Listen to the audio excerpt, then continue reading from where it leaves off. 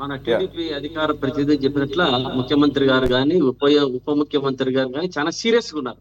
నిజాలు బయటికి రాకుండా ఏమే ఆ అమ్మాయికు అన్యాయం చేసినామంటూ ఇంటికి పిలిపించుకొని ఏం చెప్పారో ఏమో లోగుట్టు పెరమాళ్ళ కెరక ఊరికే బయటికి మాత్రం చెప్పించుకున్నారు. 40 రోజులు జగన్మోహన్ రెడ్డి గారు వారి ఇంటికి వెళ్ళి పరామర్శించేంత వరకు కూడా వీరికి చలనం లేదు. మరి వీరు చిత్తశుద్ధి గురించి ఒక మహిళకు న్యాయం గురించి మాట్లాడతారు. ఇంకొక అంశంలోకి పోదాము. మనకు మీరు తమిళనాడు తరహాలో మంచి జరుగుతుందా అన్నారు. ఇక్కడ సురేష్ గారు ఆల్రెడీ 40 రోజులు అసలు కోర్టు ముటిక్కాయేసి జగన్మోహన్ రెడ్డి గారు పోయేంత వరకు 40 రోజుల్లో ఏమి జరగాలో అన్ని జరిగిపోయాయి. అక్కడ ఏమి ఆధారాలు కానీ ఏం లేవు. ఇంకా మరి ఇప్పుడు సిట్టేసి ఇంకా మిగతావి కొన్ని వెళ్ళిపోతున్నాయి. ఈ సిట్టు దేనికండి నాకు అర్థం కాలే, చెప్తా. పోలీసులు విచారించేందుకు సిట్టు. దీనివల్ల ఎవరికి ఉపయోగం? పోలీసులకే ఉపయోగం. హత్య చేసింది ఎవరు?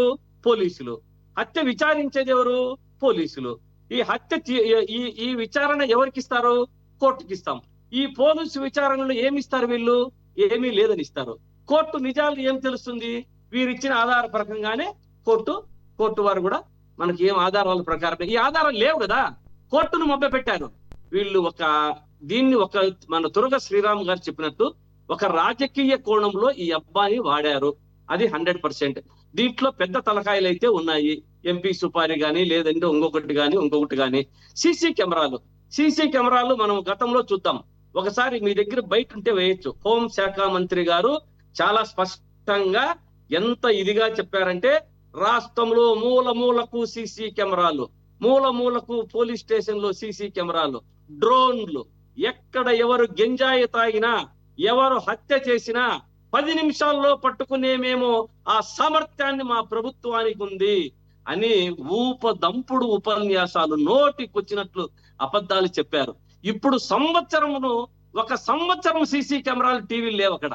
ఏందండి వీళ్ళ చిత్తశుద్ధి, వీళ్ళ ఇది. మళ్ళీ చాలా పెద్ద మా చంద్రబాబు నాయుడు గారు ఇది, ఉప ముఖ్యమంత్రి గారు చాలా స్పష్టంగా ఉన్నారు. ఏంది మీరుండేది? మీ స్పష్టత సంవత్సరం రోజు సీసీ కెమెరాలు తీస్తేనే పోయింది మీ స్పష్టత. మీరు ఎంతసేపు ఉన్నా వీరిని కాపాడడానికి పోలీసు ఆయన నాగరాజు గారు నోరు తెరిస్తే వీళ్ళ భాగోతం బయటపడుతుంది.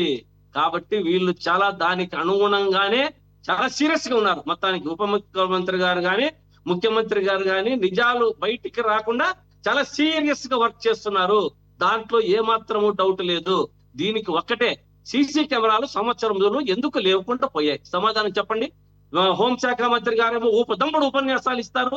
సీసీ కెమెరాలు, డ్రోన్లు, రాష్ట్రంలో పోలీసు వ్యవస్థ పటిష్టత, అట్లా అని ఒక తల్లి ఆ వేదనను పట్టించుకోకుండా బూడిద ఇవ్వకుండా లేని ప్రభుత్వం ఇది. బూడిద చేతికి లేదని ప్రభుత్వం వీళ్ళు మాట్లాడతారండి. మరి నిస్సిగ్గుగా, చాలా సిగ్గేయడంగా మాట్లాడాలంటే మనకు, అరే మనం ఏం చెప్తున్నాము, ఎంత అబద్ధాలు చెప్తున్నాము, ప్రజలను మభ్య పెడుతున్నాము. కరెక్ట్ గా ఒక బాడీ ఎన్కౌంటర్ అండి. పెద్ద మావోయిస్టులను గాని మనం కసపు బాడీ పాకిస్తాన్ కి అప్పగించాలా అనుకున్నాం మనం వాళ్ళకి. అటువంటి నిర్దాక్షిణ్యంగా ఒక బాడీని, ఒక అబ్బాయి బాడీని, ఒక తల్లి ఆ అమ్మాయిని కడుపు కోతకొచ్చారే, మరి మీరు మాట్లాడుతున్నారే? ఎట్లా మాట్లాడతారు? మాటలు ఎట్లొస్తున్నాయి అసలు మీకు? నిన్న ఒక దీంతో డిబేట్ లో చూసా, మన సురేష్ గారు, అంటే అమ్మాయి ఉంది, ఎవరో మన వైసీపీ ప్రశ్నలు వేశారు. ఏమండి ఇంత జరుగుతున్నా కూడా అంటే అది ఏం తప్పు ఉందండి అంటే, మహిళలను అవమానించడం తప్పు కాదా అంటే, ఆమె దీంట్లో ఏమి తప్పు ఉంది అని అడుగుతున్నారు. సార్ వీళ్ళు ఎంత నిర్దేశంగా మాట్లాడుతున్నారు. మీ యొక్క అధికారం కోసం, మీ యొక్క అధికారంలో పార్టీల కోసం, మీ అధికార ప్రతినిధుల కోసం, సమాజంలో జరిగేటువంటి అవినీతిని, అకృతాలను మీరు ఖండించకపోతే మీరు కూడా దీంట్లో అందరూ ఖండించారు. మేము మొదటి నుంచి ఖండిస్తున్నాము. అయితే మీరు ఎక్కడో చూసిన డిబేట్ మీరు కోట్ చేశారు కాబట్టి చెప్తున్నాను. వాళ్ళ ఉద్దేశం అక్కడ ఏంటంటే, ఈ కుర్రవాడు చేసిన అఘాయిత్యాలతో ఆడవాళ్ళు పోక్సో కేసు అవి ఉన్నాయి కదా, అవే కాకుండా చాలా ఉన్నాయి కదా, రౌడీజంతో వాళ్ళు ఎన్ని బాధలు పడ్డారు, ఎన్ని కుటుంబాలు బాధలు పడినాయి అన్న ఉద్దేశంతో అని ఉంటారు. సో అయినా కూడా ఇది ఈక్వల్ చేయడానికి లేదు, దాన్ని సెపరేట్ చూడాల్సిందే. అతను రౌడీ షీటర్ అయినా కానీ అతను చట్టం ముందు నిలబెట్టి అది దాన్ని పగడబందీగా చేయాలి. చట్టాల్లో లోపాలు ఉన్నాయిలేండి. ఇప్పుడు ఈ కుర్రోడు ఇది ఏమని పడుతుందంటే, ఏదో తన ఇంటికి వెళ్ళి వచ్చినట్టుగా వెళ్ళి వస్తుంటాడంట ఒక్కొక్క కేసుకి కూడా. జైలుకి వెళ్ళటం, బయటికి రావటం, మళ్ళీ జైలుకి వెళ్ళటం, బయటికి రావటం. అది అధికారుల మద్దతు లేకపోతే జరుగుతుందా సురేష్ గారు? అధికారులు కాదు, చట్టాలు సరిగ్గా లేవు.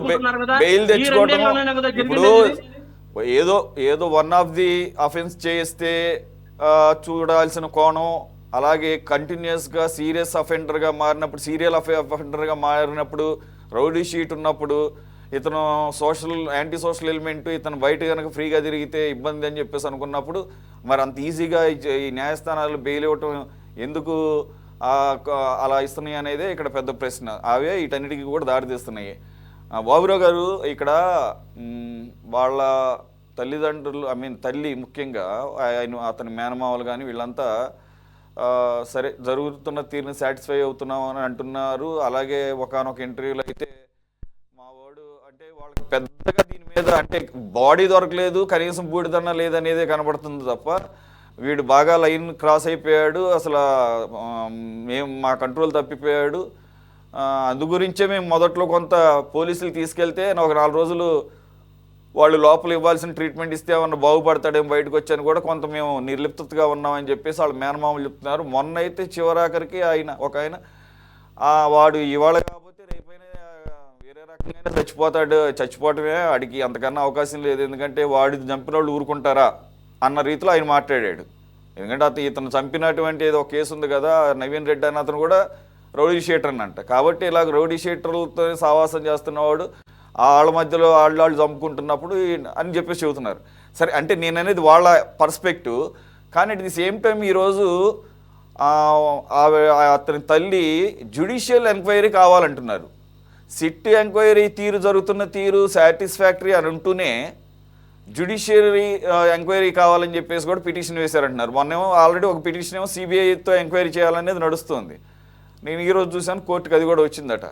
సో మీరు లోకల్గా ఉన్నారు కాబట్టి అసలు దీన్ని మీరు ఏ రకంగా చూస్తారు? ఇది శ్రీరామ్ గారు చెప్పినట్టు ఆధారాలు లేకుండా చేశారు కాబట్టి కోర్టులు, న్యాయస్థానాలు దీన్ని సరైనటువంటి శిక్షలు వేసే రకంగా అలా తమిళనాడులో మనం చూసినట్లుగా అవకాశం లేదా?